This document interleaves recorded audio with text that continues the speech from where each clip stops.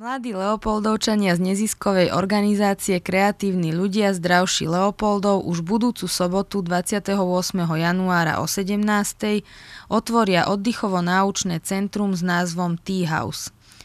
Centrum sa nachádza na ulici 1. mája v Leopoldove v priestoroch bývalej klubovne pod Činžiakmi, v ktorej sa kedysi stretávali miestne organizácie.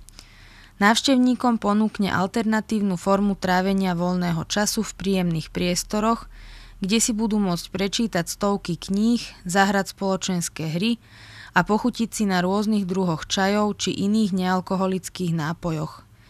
Keďže centrum je neziskovou organizáciou, bude fungovať na základe dobrovoľných príspevkov od návštevníkov. Organizátori plánujú realizovať aj prednášky, workshopy, diskusie či zaujímavé rozprávania o cestovaní, štúdiu a pracovných skúsenostiach v zahraničí. Myšlienka vznikla ešte pred rokom, keď sme si povedali, že v Leopoldove nie je žiadne takéto miesto a nemali sme kam chodievať, tak sme si povedali, že to miesto vytvoríme. Naše neziskové centrum je orientované pre všetkých ľudí. Ľudia môžu v našom centre si prečítať knihu alebo zahrať spoločenské hry, alebo si za dobrovoľný príspevok objednať čaj alebo iný nápoj. Napríklad džús, kofolu, minerálku a kakao so šľahačkou.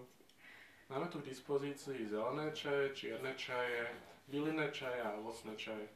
V našom centre môžu ľudia čítať knihy, ale môžu si ju zobrať aj domov za dobrovoľný príspevok. Ľudia si tu môžu prečítať dobrodružné knihy, beletriu, náučné knihy a v podstate tu máme asi všetky druhy kníh.